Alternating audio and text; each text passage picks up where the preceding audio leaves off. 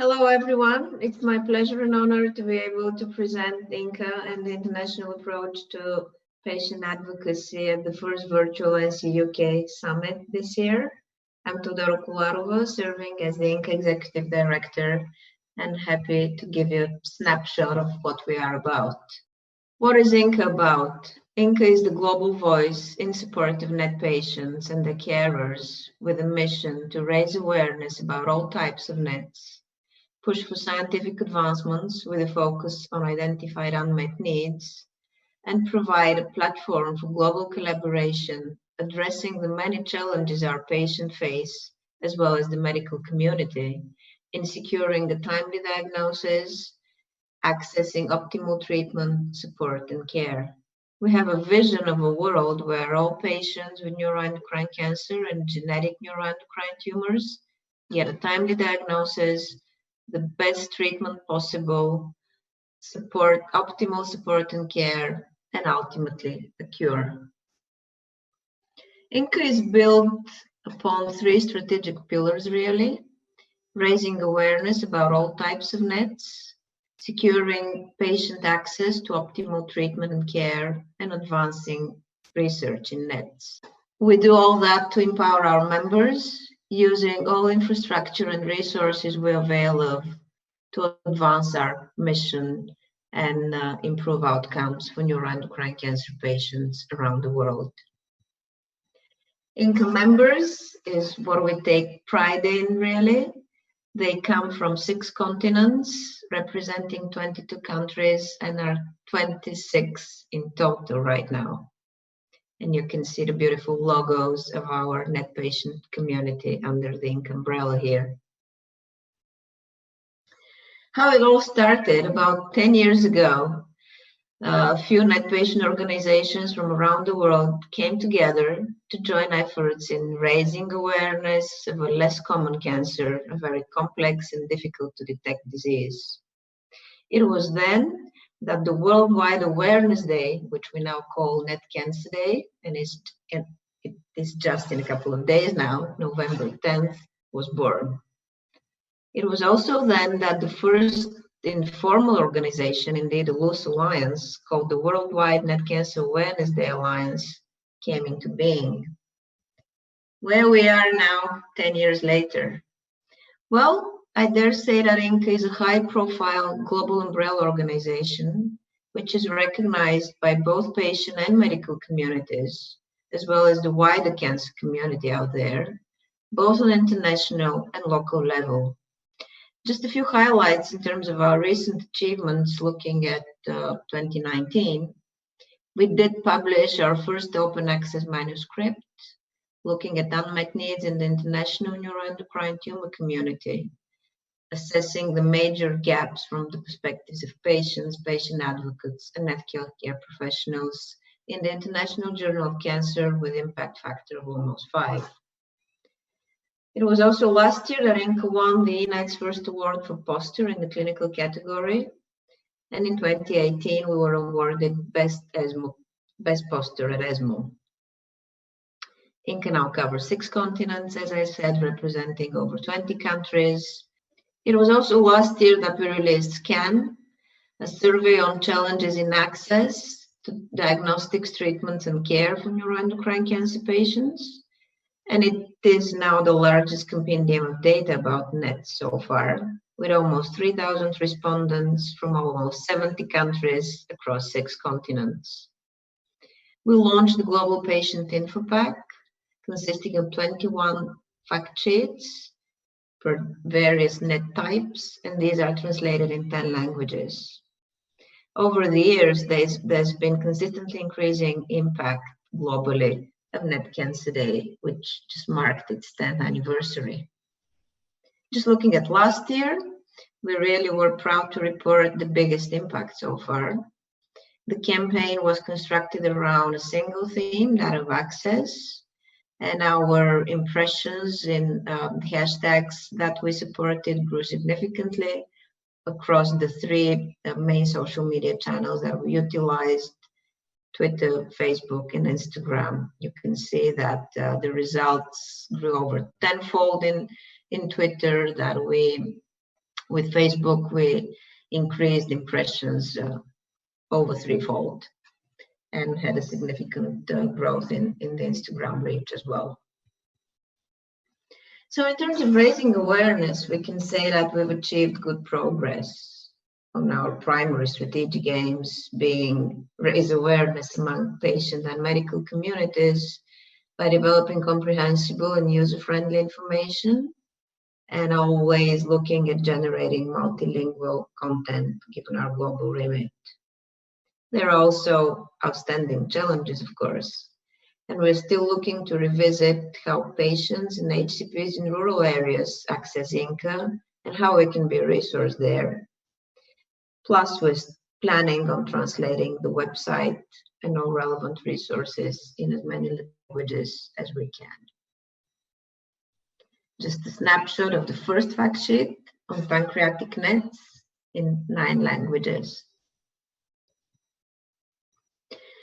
So we do believe really that the power of speaking in one voice is what a global effort can provide, and hence we focus on implementing campaigns with a strong focus on strategic aims and constructed around a theme that matters for our community.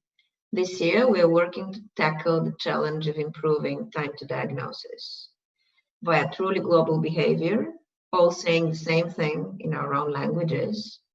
We aim to raise awareness amongst those who are not aware and reach beyond the NET community, which is indeed vital to make a change.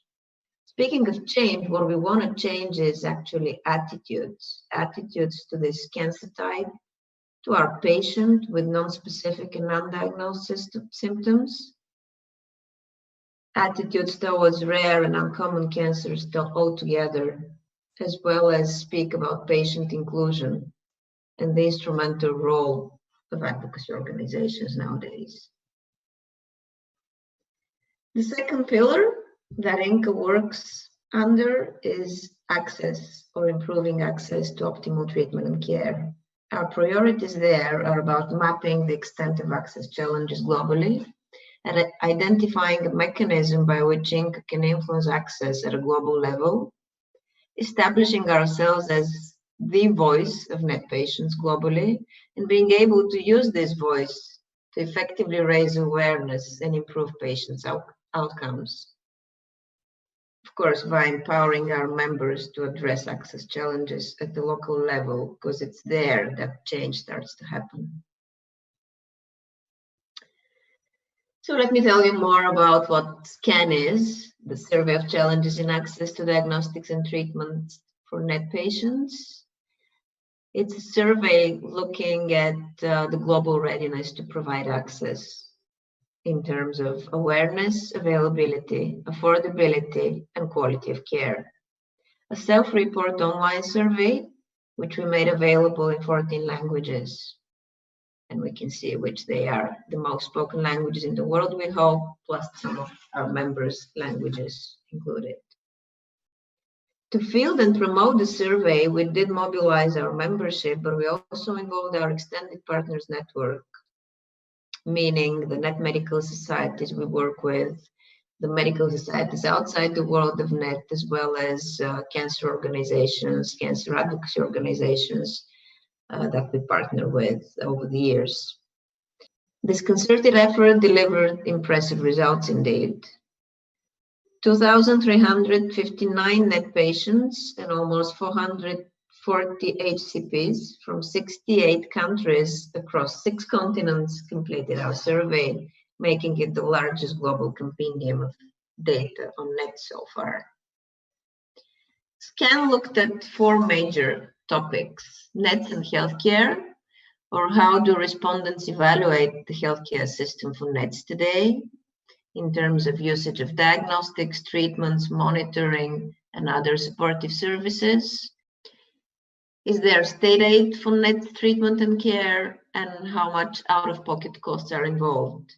Early diagnosis, or how to improve time to diagnosis, looking at the current situation, NET stage and grade at diagnosis, where diagnosis is received, and key diagnosticians and tools involved. Awareness and information of treatment and ongoing monitoring tools, of NET clinical trials, and of course the key sources of information that our community uses. Access to treatments and care, access to multidisciplinary teams and NET specialists, issues and recommendations, and the financial burden for our patients. Well, what we did with the results eventually of this really significant compendium of data, we did our best to present those and actually marched across all major conferences, we believe, starting with the North American Neuroendocrine Tumor Society Annual Symposium last year, where we presented just the survey methodology, and going on with utilizing various angles to present this rich data across conferences in a virtual world of COVID, obviously 2020, looking at awareness of specialized techniques, for example, latest interventions for the ASCO conference, then focusing on assessing early diagnosis at TNET's beginning of 2020, or looking at a specific cohort of NET patients, like GEP-NET patients for the ESMO GI Congress, evaluating healthcare quality for NETs, or comparing data for various regions versus the global situation. We also analyzed the global disparities in quality healthcare for NETs and looked at online surveys as a successful global rare disease patient community building model. And very proud to have had our member representative and nuclear medicine specialist, Dr. Sugandha Dureja from India, present for the first time on behalf of INCA at the European Association of Nuclear Medicine conference just at the end of October, again sharing scan data to the nuclear medicine community. And we are now in the progress of developing an article to be submitted for publication in a high impact popular journal, and we have high hopes that this one would be published. Beyond the scientific world, we've created a series of infographics and videos on 9 topics, which are reflected in the survey, and these have been launched prior to NET Cancer Day and translated into 9 languages to be used by our members and partners around the world. Along with that, country and regional reports are being made available to the INCA membership because, as I said earlier, empowering members is at the core of our activities, and to be able to help them make an impact in their local communities, we provide them templates for policy papers to address key stakeholders, as well as local data, meaning scan data usage toolkit, visual collaterals for social media, data splits with all data per country or region, and tailor-made content that they could use locally for lobbying purposes. Well, evidence-based advocacy is really something that we're passionate about. And apart from SCAN, which is our latest achievement, actually we started generating patient evidence back in 2014 when we undertook the first Global NET Patient Survey, a collaborative project with Novartis Global at that time, to provide an insight of what it is like to live with this disease, equip patients with the relevant tools to make their voice heard on a new level, really, and of course also help expert physicians and medical teams understand the challenges and the disease burden that our patients live with. As Dr. Simran Singh, a close friend of INCA now and a collaborator in all of our surveys and publications, an oncologist from Toronto, says patient-reported outcomes are the future of medicine, and we very much believe so. Just a snapshot of how we utilize the first Global NET Patient Survey results via an integrated publication plan comprising of a good mixture of regional presentations as well as global presentations and various scientific fora. Again, in the NET-specific world, but also in the wider oncology arena, and publicity targeted at the general audience, really. The first global net patient survey that we undertook back in 2014 did create an appetite in our community. And a couple of years later, we undertook a survey to identify perceived unmet needs from the perspectives of the key stakeholders, patients and their close ones, patient advocates, and the healthcare professionals. This survey, consisting of around 35 questions, looked at 4 areas: information, care, treatments, and research in NETs. Just over 440 participants in total responded to our survey, coming from 26 countries. And you can see they break down by groups here. What were the objectives really of this unmet needs in NET survey? We wanted to increase understanding of the perceptions of unmet needs in our community from the various perspectives, and of course establish an evidence base on unmet needs so that the global NET community can identify priorities and act upon these to improve patient outcomes.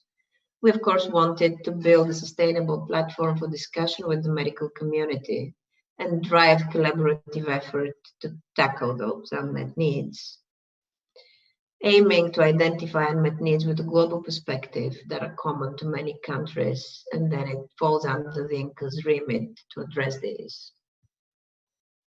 Again, a snapshot of how we presented the results.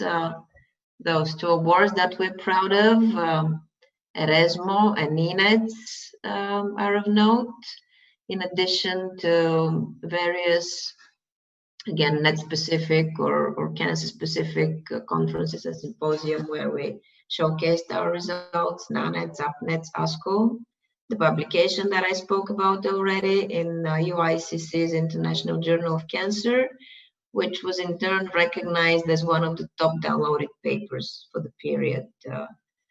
This we learned in May this year, and really we're very happy to know that. On top of that, we published an open access article in the International Journal of Cancer, which was in turn recognized as one of the top downloaded papers for the period, something to really take pride in, and we do as a community. In addition, there was a feature article by INCA published in the European Society of Endocrinology newsletter on the significance of collaboration with the medical experts in the context of the unmet needs survey findings. Again, to couple the scientific exposure of data with wider audience approach, if you like, or publicity attempt, we did create a series of infographics and motion graphics or videos looking at the 4 main topics tackled in the survey. We also developed a white paper on unmet needs, and all those materials were then translated in 8 languages and made available to the global community. Based on all I just shared with you, you can say that INCA does believe in evidence-based advocacy and that it can make a difference for our community. For a global umbrella organization to engage in efficient evidence-based advocacy, it really implies amplified intensity of interaction with its members to unite the community efforts around a common purpose, sustainable manner, achieving new level of recognition for the organization and its members, and working to produce multiply impact of the survey results being featured in searchable medical literature and across various platforms. A few tips we identified in making the most of those results is releasing data in stages through a strategic and integrated approach that includes medical meetings and journals, as well as wider audience publicity. Making findings available to member organizations to support local policy needs is, of course, essential, and collaborating with top medical experts in the field to promote robust patient-generated data and identify concrete tasks based on which we can engage collaborators to drive change that can make a difference for our community globally. The third pillar INCA focuses its efforts on is advancing NET research. The strategic priorities there being providing patient-friendly information about ongoing NET research and facilitating consensus among key stakeholders on the barriers to improving NET patient outcomes and research strategies. and the need to advance NET research in the interest of patients.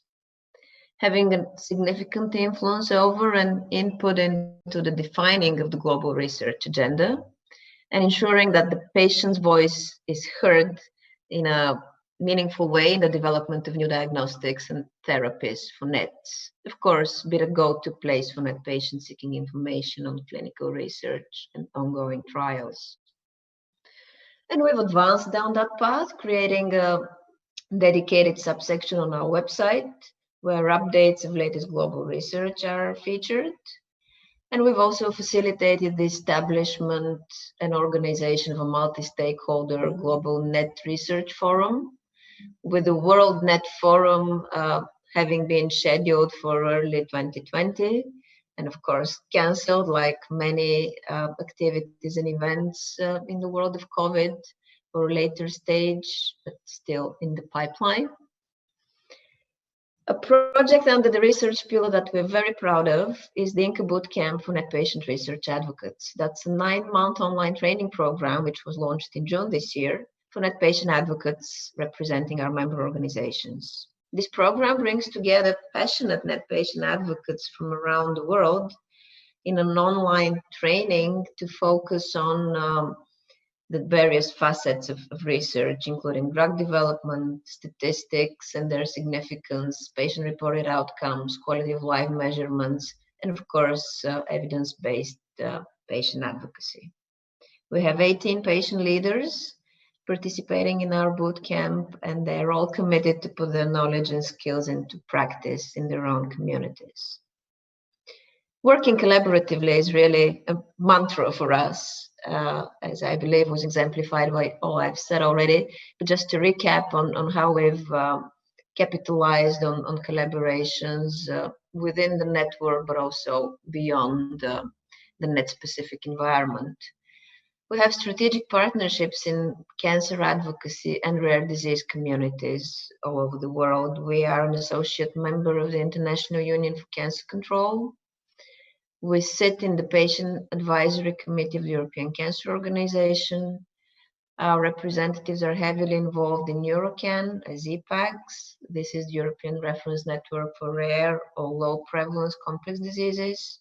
We're also active members in WeCan, the work group of European Cancer Patient Advocacy Networks, a member of NORD, and a collaborator of the European Organization for Rare Diseases. A quick overview of INCA exposure at major conferences in a world free of COVID. So in 2019, we were at the HDAI meeting in Cologne, also participated at the ESMO Congress 2019, and you could see Cathy Bouvier, NCUK CEO and INCA president on the picture here on the right.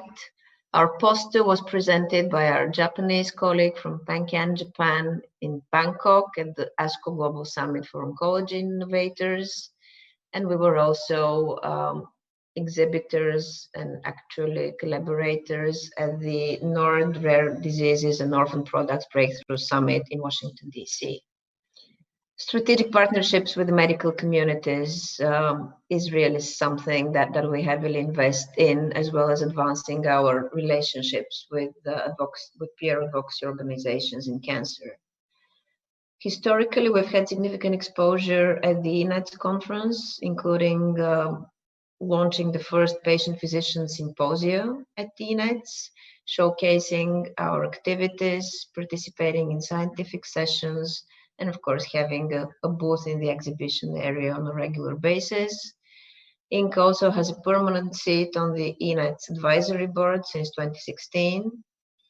In terms of our collaboration with the cancer patient advocacy organizations, we've been honored to have been invited to share our success stories in generating evidence as best practices at many of their conferences and meetings.